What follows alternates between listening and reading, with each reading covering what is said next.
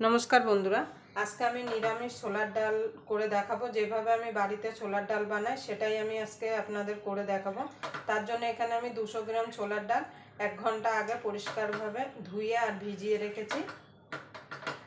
ছোলার ডালটা আপনারা অবশ্যই একটু ভিজিয়ে রাখবেন, তাহলে তাড়াতাড়ি সিদ্ধ হয়ে যাবে কম সিটিতে, না হলে কিন্তু সিটিটা অনেক দিতে হবে। আমি কিভাবে নিরামিষ ছোলার ডালটা বানাই তার জন্য আপনারা পুরো ভিডিওটা দেখবেন, আশা করি আপনাদের ভালো লাগবে। যদি নিরামিষ ছোলার ডালের রেসিপি আপনাদের ভালো লাগে তাহলে অবশ্যই একটা লাইক করে দেবেন, আর আমার চ্যানেলে নতুন বন্ধু হয়ে থাকলে অবশ্যই চ্যানেলটা সাবস্ক্রাইব করে আমার পাশেই থাকবেন, আর পাশের বেল আইকনটা অবশ্যই বাজিয়ে দেবেন আমি যখন কোনো নিত্য নতুন রেসিপি আপলোড করব সবার আগে পাওয়ার জন্য। ছোলার ডাল কিন্তু আমরা যে কোনো পুজো আশ্রয় কিন্তু নিরামিষ ছোলার ডাল বানিয়ে খাই, কিন্তু যে কোনো নিরামিষ দিনেও কিন্তু ছোলার ডাল বানিয়ে খাওয়া যায়। আপনারা বানিয়ে নিতে পারেন, কিংবা রবিবার ছুটির দিনে সকালবেলা টিফিনে ছোলার ডাল লুচি খেতে কিন্তু অসাধারণ লাগে। তাই চলুন ডালটাকে প্রথমে আমি সিদ্ধ করে নেব। তার জন্য একটা প্রেসার কুকার নিয়ে নেব।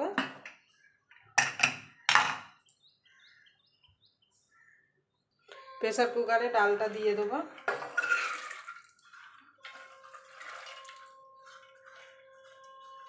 সিটিটা আপনাদের প্রেসার কুকার বুঝে দেবেন, এক একজনের প্রেসার কুকারের সিটি কিন্তু কম বেশি লাগতে পারে।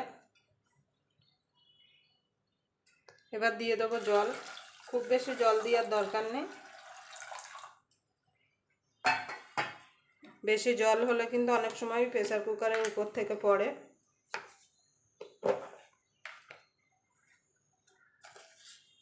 দিয়ে দেবো নুন,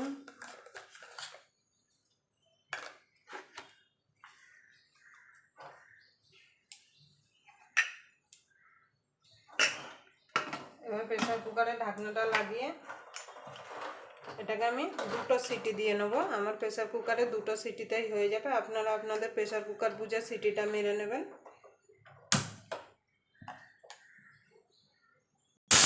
দেখুন 2টো সিটি হয়ে গেছে, এবার গ্যাসটাকে আমি নিভিয়ে দেবো। নিভিয়ে এবার প্রেসার কুকারটা ঠান্ডা হওয়া পর্যন্ত অপেক্ষা করব। আপনারা ঠান্ডা হলেই তবেই খুলবেন, গরম প্রেসার কুকার খুলতে যাবেন না। দেখুন বন্ধু, প্রেসার কুকারটা ওদিক ঠান্ডা হতে হতে আমি একটা মশলা রেডি করে নেব। তার জন্য নিচে 1 চামচ আদা, সামান্য একটুখানি হলুদ গুঁড়ো, একটুখানি ধনের গুঁড়ো, অল্প একটু জিরের গুঁড়ো।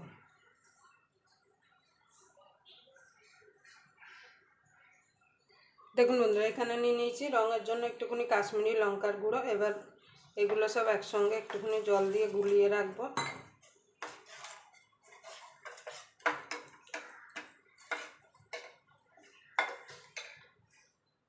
দেখুন বন্ধু, ডালটা সম্বাদ দেওয়ার জন্য আমি এখানে গ্যাস ধরিয়ে কড়াই বসিয়ে দিয়েছি। এবার দিয়ে দেবো তেল।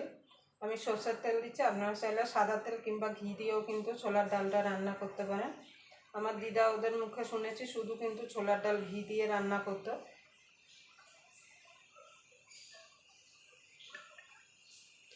তেল দিয়ে দিয়েছি, তেলটা গরম হওয়া পর্যন্ত অপেক্ষা করব। দেখুন বন্ধু, তেলটা গরম হয়ে গেছে। এবার দিয়ে দেবো 2টো তেজপাতা, 2টো শুকনো লঙ্কা, গোটা গরম মশলা, সামান্য একটুখানি জিরে। এবার ফোড়নটাকে ভালো করে ভাজা ভাজা করে নেব।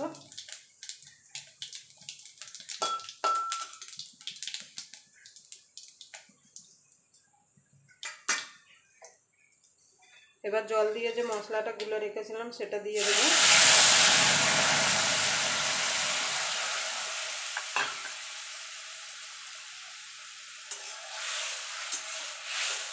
এবার মশলাটাকে ভালো করে কষিয়ে নেব।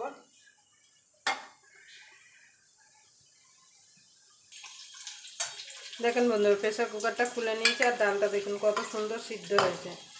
ডালটা এরকম গোটা গোটা থাকবে, কিন্তু এই যে এরকম সিদ্ধ হয়ে যাবে। দেখুন এই যে ডাল গোটা গোটা থাকবে, কিন্তু ডাল সিদ্ধ হয়ে যাবে। এইভাবেই কিন্তু ছোলার ডাল সিদ্ধ করতে হয়, একদম গলিয়ে ফেললে কিন্তু খেতে একদম ভালো লাগবে না। দেখুন বন্ধুরা, এখানে মশলাটা আমার কষানো হয়ে গেছে। আর এখানে নারকোল আর ছোলা আর সরি নারকোল, কাজু বাদাম আর কিশমিশ ভেজে রেখেছিলাম, সেটা দিয়ে দেবো। আপনাদের ভাজাটা দেখাতে পারিনি, ক্যামেরাটা বন্ধ হয়ে গেছিলো বলে। এবার যে ছোলার ডালটা সিদ্ধ করে রেখেছি সেটা দিয়ে দেবো।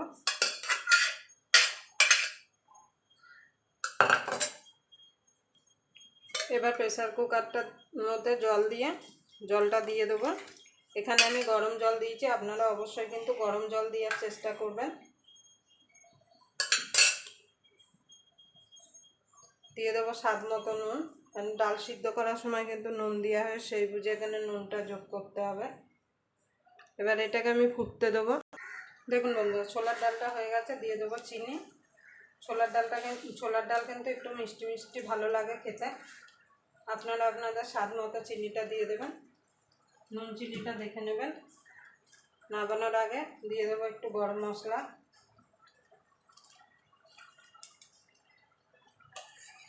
দিয়ে দেবো ঘি, দিয়ে দেবো 4টে চেরা কাঁচা লঙ্কা।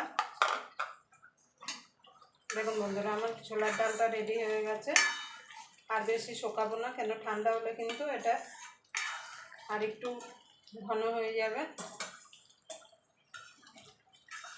আবার আপনাদের সঙ্গে কোনো নতুন রেসিপি নিয়ে দেখা হবে। ততক্ষণ পর্যন্ত আপনারা ভালো থাকবেন, সুস্থ থাকবেন।